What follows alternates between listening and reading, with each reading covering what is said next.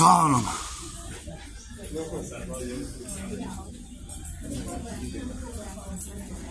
You're fine where you are. I'm just going to plug in right behind you. Okay, I'm right beside the presenter, the keeper. Everybody, thank you for your patience. My name is Amber. I'm standing at one side of the windows. Where I am doesn't really matter though, because the gorillas are going to come to you. You'll be able to see from either side of windows. Right now, I have a feeling they're playing at the waterfall, but that's about to change because the sky is going to rain carrots, and I am responsible for that forecast. So, to give you an idea of what you're going to see and what you're looking at right now, if you take a look at the habitat. Hello. Hi. Take a look at the habitat all the way at the back wall. Think of that as the house, and this is the backyard. Inside the house, the building from those two little doors goes back.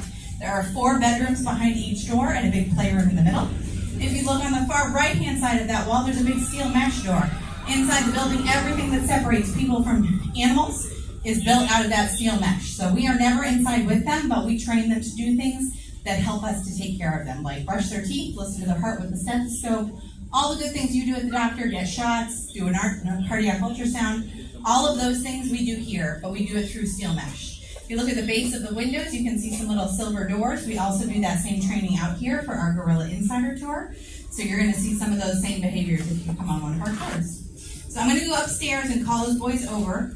You're going to have lots of questions. I'm going to answer them all, I promise. This is a bachelor group of males, which is a naturally occurring thing in nature and in zoos.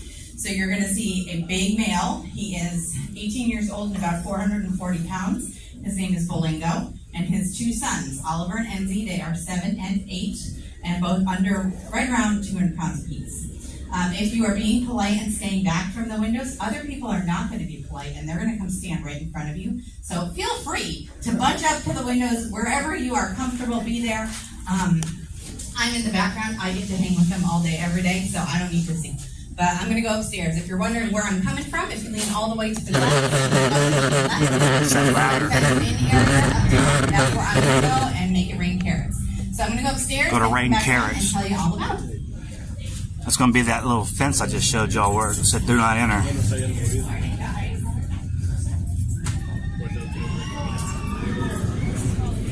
All right, so I'm right next to the glass. There ain't nobody going to get in front of me. I got that thing's got to fix that, but.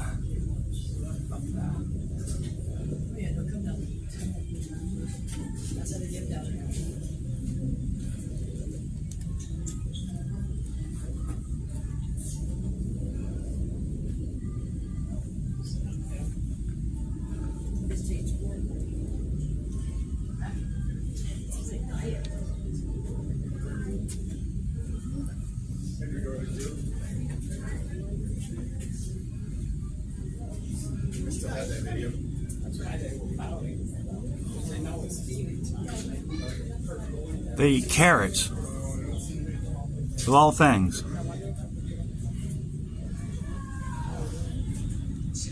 They have big old mouths and they eat carrots. There's some lettuce right here too. They eat lettuce too.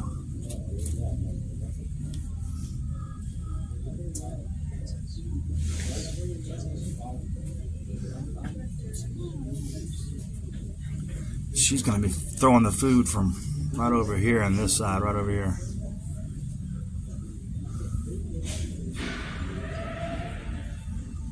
I can see the Falcon Fury through the trees. That blue thing, that blue tower.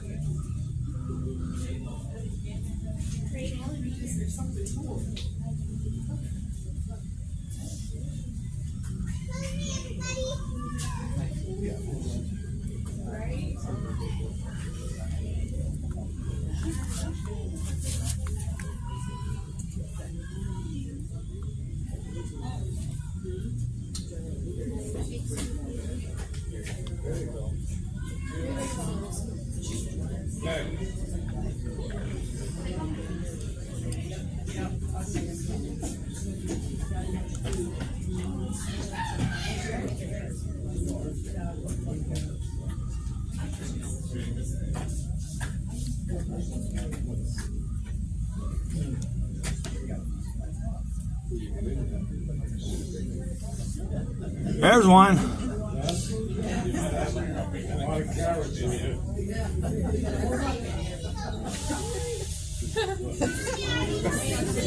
I'll sit right here and wait. I know where. There's the big boy.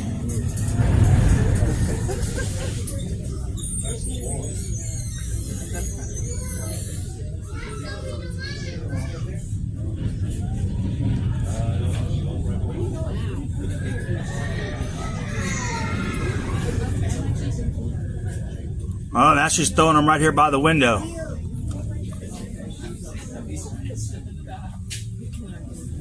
There's the big boy over here. I don't see the other one that just came in.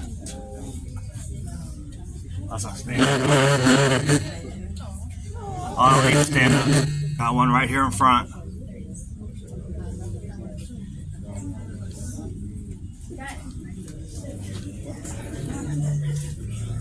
That's one of the medium-sized ones.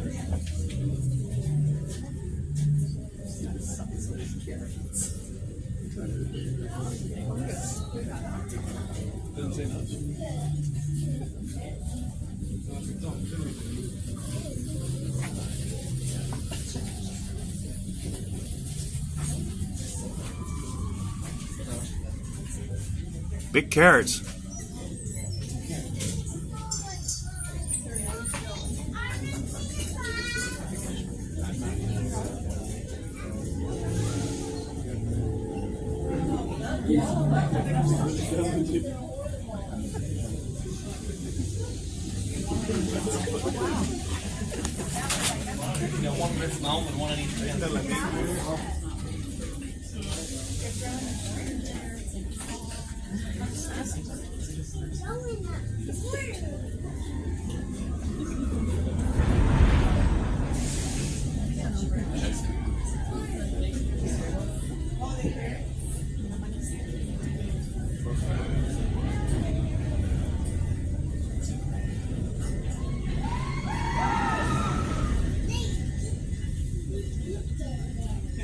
Where'd the great big one go?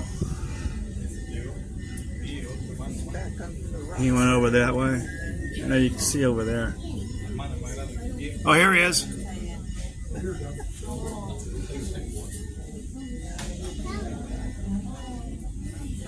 Oh, I got one laying down right in front of us.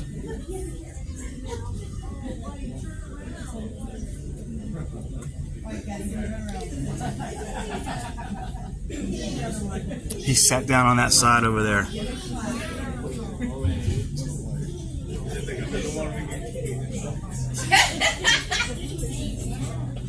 Oliver gets tired of eating sometimes. Good morning, everybody. Welcome back. If you are here from the beginning, thanks for hanging. If you are just joining us, welcome. My name's Amber. I'm at the left of one of the sets of windows, but where I am doesn't really matter. Right now, if you are at either window, you have gorillas. At the window that I'm at, Oliver has melted and is eating carrots. This is Oliver's bag, is getting food and then getting tired and eating it, sleeping. At the other window are Bolingo, who is our silverback, and Enzi, who is our 8-year-old. So they're snacking over there. She came over here. To give you an idea of what's going on, all three of them were asleep on top of the waterfall. So Bo joined us, our silverback. He joined us on this side now. They were all asleep on the waterfall, and I can tell you from working up there, you can't hear anything. So I had to go around the corner and call all of them and make eye contact with them, and they all, kind of like when mom tries to wake you up for school in the morning. So that was the response that I got, but they came down. The dynamic of the three of them. Bolingo is the father. He's the big guy on the far right of my window. He's 440 pounds. He's 18 years old. In nature, he would just be getting breeding rights. He is the father of these two little boys who are 7 and 8, who look like little boys to you, but to give you some gorilla perspective, they are college age, so they are reproductively capable. He became a dad when he was their age.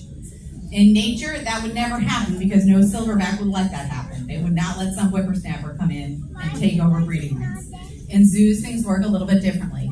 We work with zoos on what's called the species survival plan. Think genetic Tinder. All the zoos work together to make sure that if we are the backup plan to extinction, the animals that live here are genetically diverse and healthy. So in our group at the time, we had 2 breeding options for the females who came in. One was a silverback named Sim Sim, and if you're a past holder, you probably remember him. and the other was Bolingo, who's now the big guy, and they were two viable options for the females. Sim Sim was a live and let live silverback. He did not want to settle disputes between females. He did not want to be in charge. Silverback doesn't denote dominance, it's gray hair. I would be a silverback if I didn't do some maintenance. But adult male gorillas will all get that silver saddle. Even some female gorillas will get gray hair. But only the boys get the silver saddle. So these two little boys will look like that as they get older.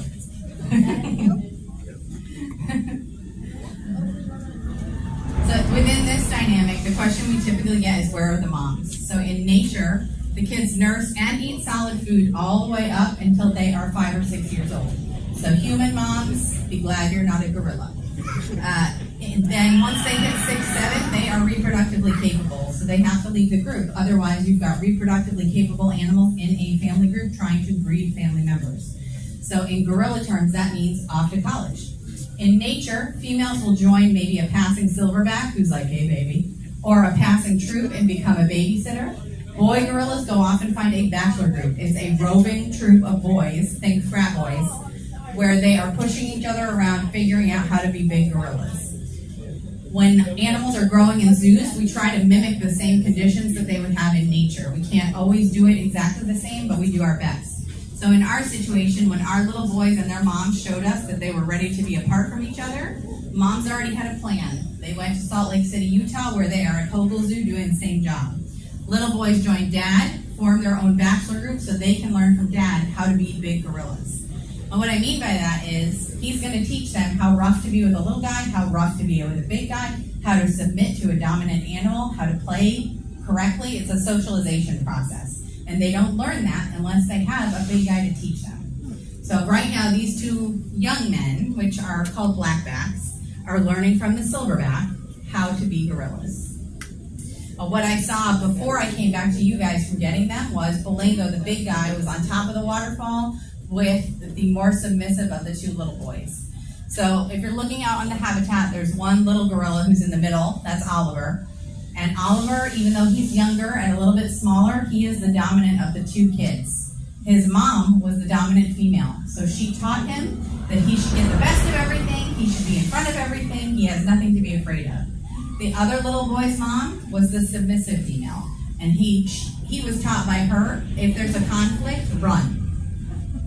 So both of them learn to navigate the world from their parents, just like we do, but they have very different ways of operating. Well, what I saw when I went around the corner was big guy up top with the more submissive male, and they were playing together, which is awesome. It was very relaxed, very laying down, playing with each other, and they were having fun. And Oliver, the smaller kid, was melted on one of the rocks asleep. So I woke everybody up, and then they came for carrots, and they were happy.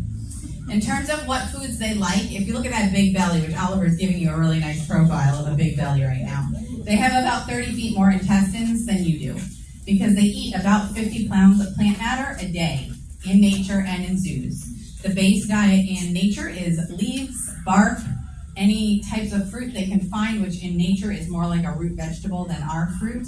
Here we have a nutritionist that designs diets for every animal on property. And it's not just gorillas get X, it's this gorilla gets X, this gorilla gets Y, this gorilla gets Z. Because they all have different needs, just like us. We've got some that are growing quickly, we've got some geriatrics, we've got all different needs. So the same thing happens with our diets here.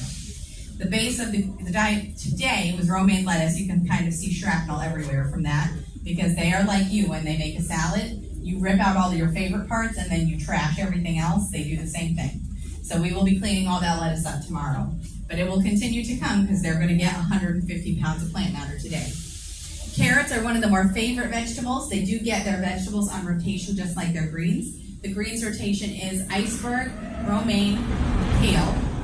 They also get leaves and branches that come in, so I don't see any out there right now, but we get in, oh yeah I do, I see some Hong Kong orchid in the background. Anything out there that's green they can eat, but they like to rip the bark off of branches. So some of the plants we grow on property and bring in branches. Yesterday they got Australian pine that we cut, but we also get shipments in from places that the only job they do is grow plants to ship to zoos. So we get boxes and boxes of branches that come our way of all different types of what's called browse branches.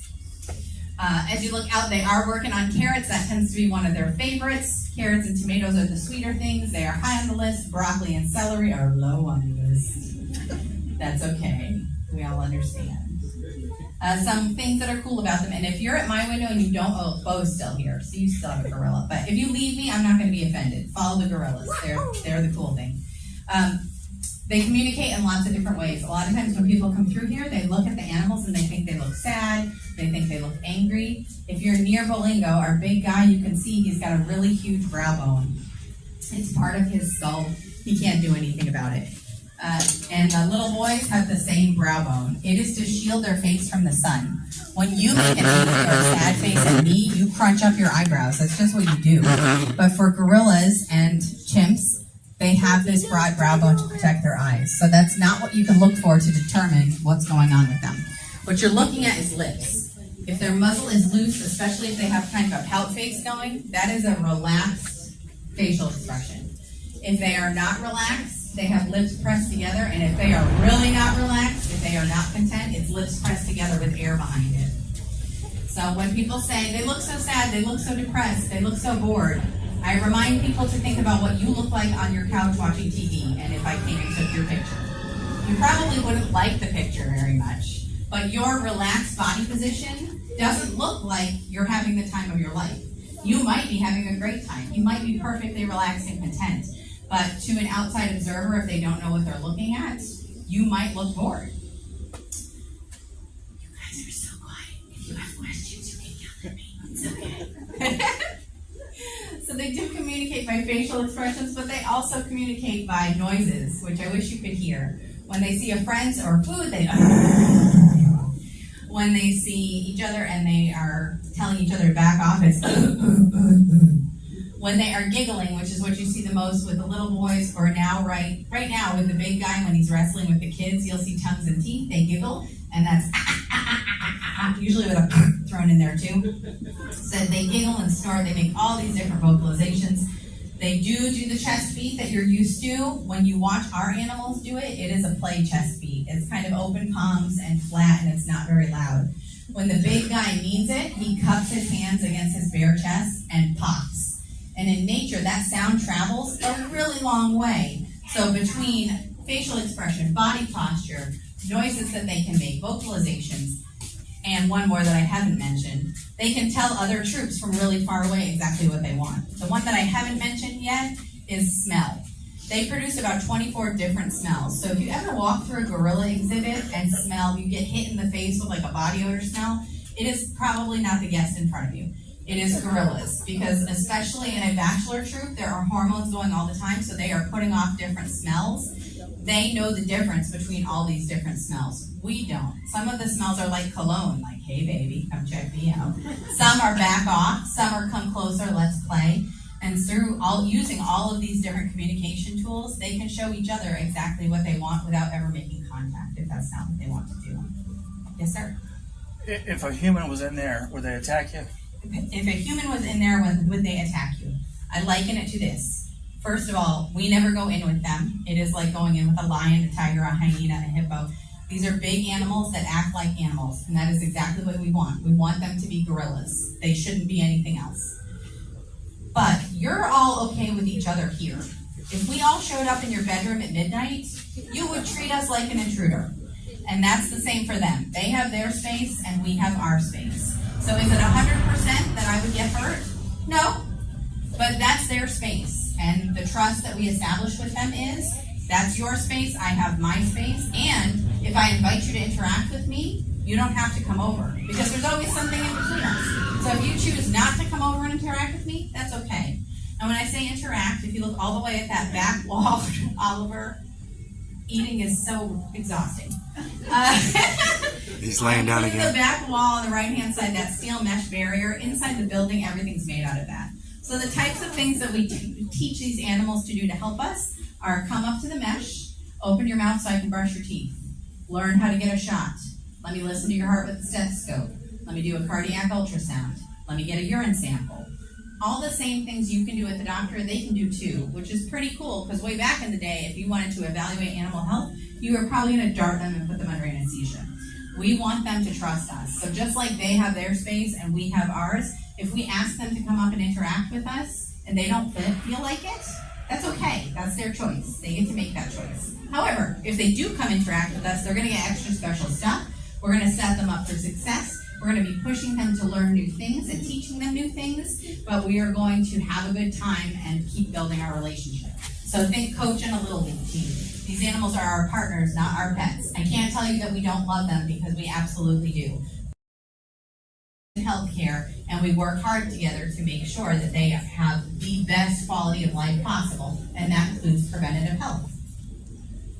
Enzy, what's up, man?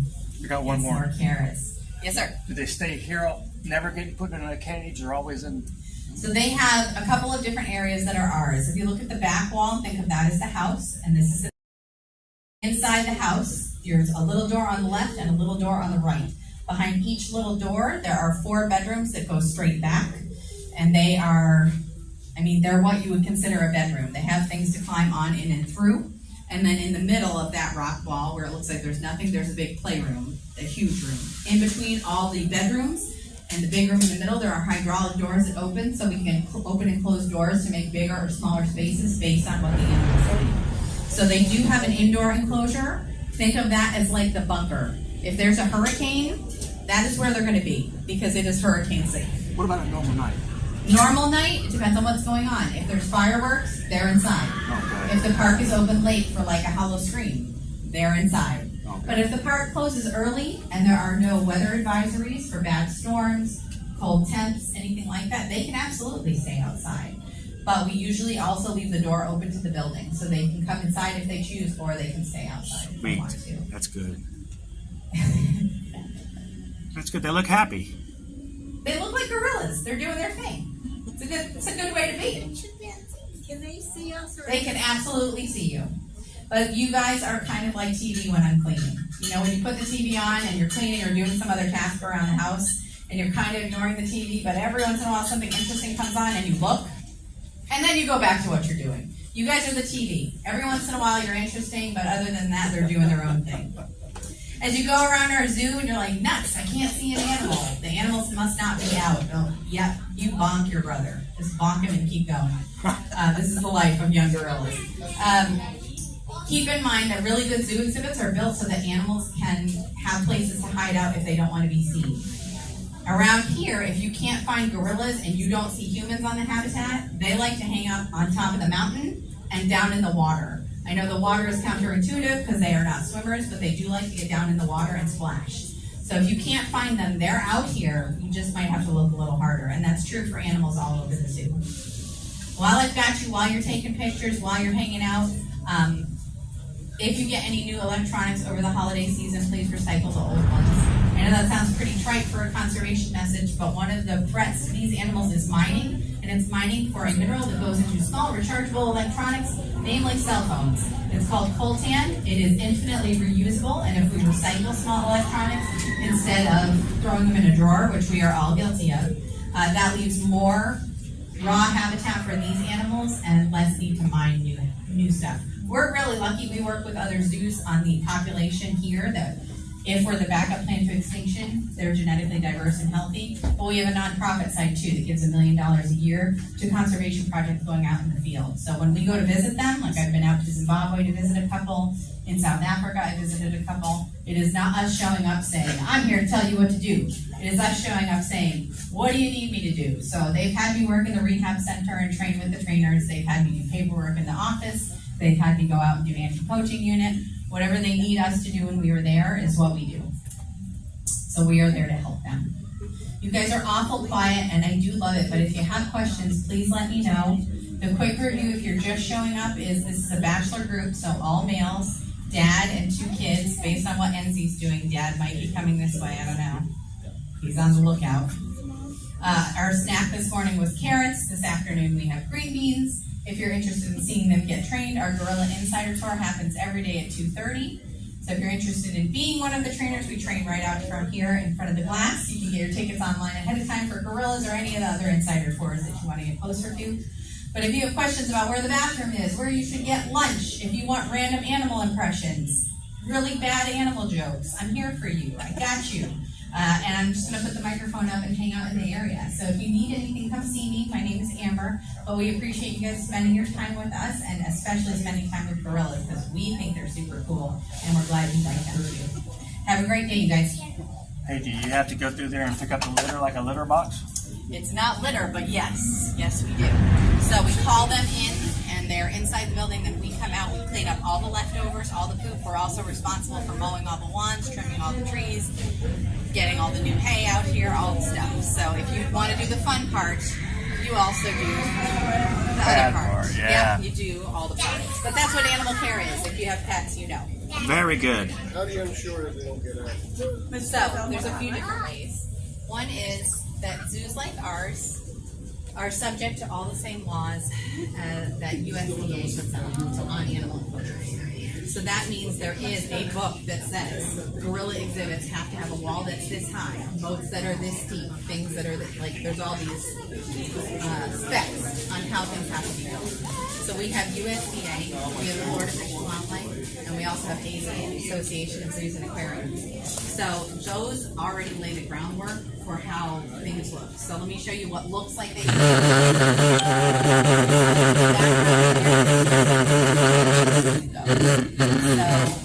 behind these two boys, there's a log, and then behind them, you can see some concrete.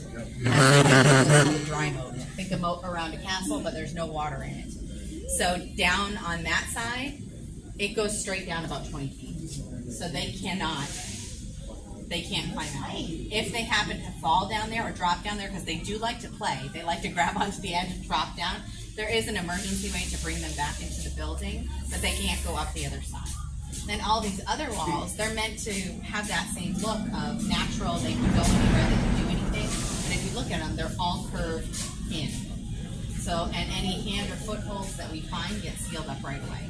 So they're meant to look as natural as possible and like they could go anywhere, but they are all built so they can. On the moat side, there's some water features. So you'll see over there, it's really easy to see that there's a big moat that goes across it. They don't swim. They can get in the water if they want to, but their body weight and composition, they're not built to swim. But if they want to go down there and splash around, they do. The little boys sit on the edge of the pool and smash each other with water all the time. So they can. The biggest reason is, though, animals that want to get out of exhibits, there's only one reason for it. Is if you don't have what you need in your exhibit. So here, they have each other. They're on threat. They have food. They interact throughout the day. We are the ones. We have had cameras in the past. Yeah. No. So when the kids, because the kids inevitably learn to drop into the back mode and then immediately regret their life decision. So if somebody goes down there, they're separated from the group and they're just going to get dropped. So they let us know right away. But because they each eat 50 pounds of plant matter a day, we are out there feeding them all day long. So we're out here all the time. And you feed them from up there all the time? We can. This morning when we set up, they were inside and we set food everywhere out here. And then put them out and they ate. Then I did a toss from up there during our training session this afternoon. We'll use these silver ports. These will be open. They have a little hole underneath so that we can pass fruit through. Yep. So Bo will sit over there. Oliver will sit in the middle. Enzi will sit on this side and we'll train so we can feed them that way. We'll toss from up top. There's another lower toss that we can toss from over there, or we can toss from the waterfall. The waterfall is not my favorite place to toss because my arm is good, but it is hard to get them spread out enough that there isn't contact. Well, there ain't but two people left, and let's go over here and look at this window. I didn't even know there was a window over here. Saw the big guy come over here.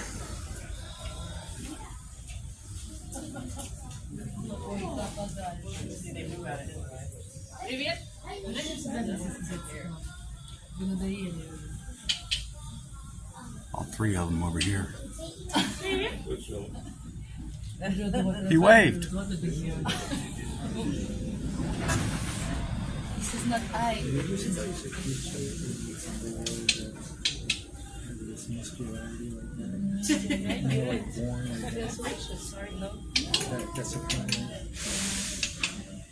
You know, they're scratching his foot.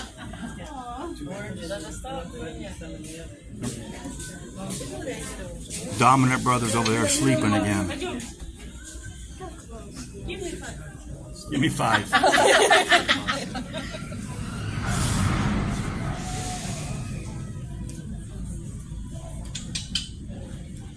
Okay, so there you have it. The Myombe Reserve. It was good. A lot better when they're talking.